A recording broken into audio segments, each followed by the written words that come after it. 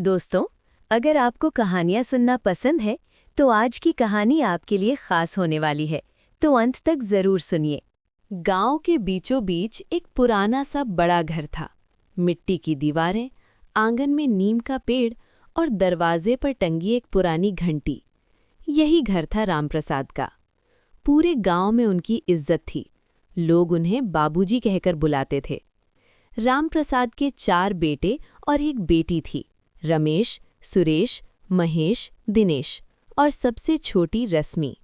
रश्मि घर की सबसे लाडली थी। बचपन से ही वो सबकी आंखों का तारा थी। जब वो हंसती तो लगता जैसे पूरे घर में रोशनी फैल गई हो। माँ उसे मेरी लक्ष्मी कहती थी। समय बीतता गया, बेटे बड़े हुए, उनकी शादियां हो गईं, बहुएं घर में आईं और धीरे धीरे घर का माहौल बदलने लगा। पहले जो घर हंसी खुशी से भरा रहता था, अब वहाँ छोटी छोटी बातों पर बहस होने लगी। कभी रसोई को लेकर, कभी पैसों को लेकर, तो कभी जमीन के हिस्से को लेकर। रामप्रसाद सब देखते थे, लेकिन चुप रहते थे। उन्हें लगता था समय के साथ सब ठीक हो जाएगा। लेकिन एक दिन बात बहुत बढ़ गई। चारों बेटे आपस में झगड़ पड़े। हमें अपना अपना हिस्सा चाहिए, अब हम अलग रहेंगे। आंगन में शोर गूंज उठा। रश्मि को ये सब देखकर बहुत दुख हुआ। वो चुपचाप एक कोने में खड़ी सब सुन रही थी।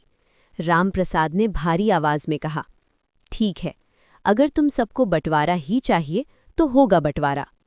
अगले दिन पूरे गांव के सामने बंटवारे की बात रखी गई। जमीन के टुकड़े हुए, खेतों के हिस्से बने, घर के कमरे भी बांट दिए गए। हर कोई अपने हिस्से में व्यस्त था। लेकिन तभी रामप्रसाद ने एक ऐसी बात कही जिससे सब चौंक गए। अब रश्मि का भी बंटवारा होगा। सब सन्न रह गए। रमेश ने कहा, बाबूजी, ये आप क्या कह रहे हैं? रश्मि कोई चीज़ है क्या जो उसका बंटवारा होगा? रामप्रसाद ने शांत स्वर में कहा, जब तुम लोग इस घर की हर चीज़ का बंटवारा कर सकते हो तो रश्मि क्यों नहीं? रश्मि की आंखों में आंसू आ गए। रामप्रसाद ने आगे कहा, रश्मि इस घर की जिम्मेदारी है। अब तुम चारों भाई और तुम्हारी माँ, कुल 5 लोग, हर कोई उसे 2-2 महीने अपने पास रखेगा। यही उसका बंटवारा है। सब चुप हो गए। किसी के पास जवाब नहीं था। रश्मि ने धीरे से कहा, बाबूजी, मैं कोई बोझ नहीं हूँ। रामप्रसाद ने उसकी ओर देखकर कहा, बेटी, तुम बोझ नहीं हो, लेकिन इन्हें समझाना जरूरी है। बंटवारा शुरू हुआ। पहले 2 महीने रश्मि रमेश के घर गई। शुरू में सब ठीक था, लेकिन धीरे धीरे भाभी का व्यवहार बदलने लगा। हर समय कुछ न कुछ चाहिए, काम भी नहीं करती। कब तक हमारे घर रहेगी? रश्मि चुपचाप सब सहती रही। फिर वो सुरेश के घर गई।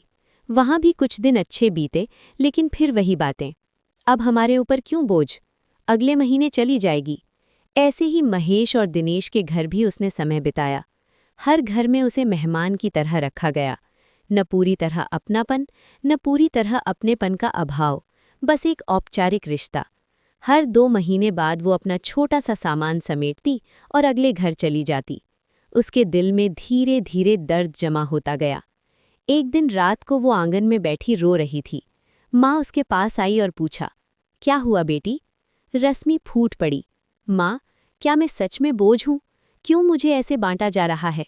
क्या मेरा कोई घर नहीं? माँ की आंखों में भी आंसू आ गए। अगले दिन रामप्रसाद ने सबको फिर बुलाया। उन्होंने कहा, आज आखिरी फैसला होगा। सब इकट्ठा हुए।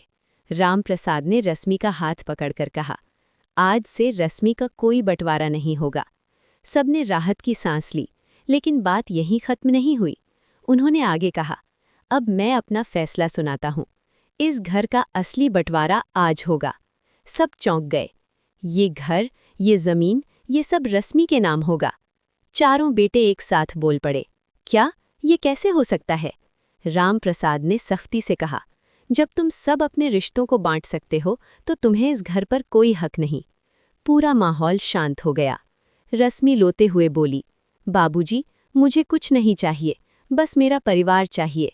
रामप्रसाद ने धीरे से कहा, यही तो मैं समझाना चाहता हूँ। चारों भाइयों की आंखें झुक गईं। उन्हें अपनी गलती का एहसास हुआ। रमेश आगे आया, बाबूजी, हमें माफ़ कर दीजिए, हमने लालच में आकर सब भूल गए। सुरेश बोला, हमें हमारा हिस्सा नहीं चाहिए, बस हमारा घर वापस चाहिए। धीरे धीरे सबकी आंखों में आंसू आ गए। रश्मि दौड़कर अपने भाइयों के गले लग गई।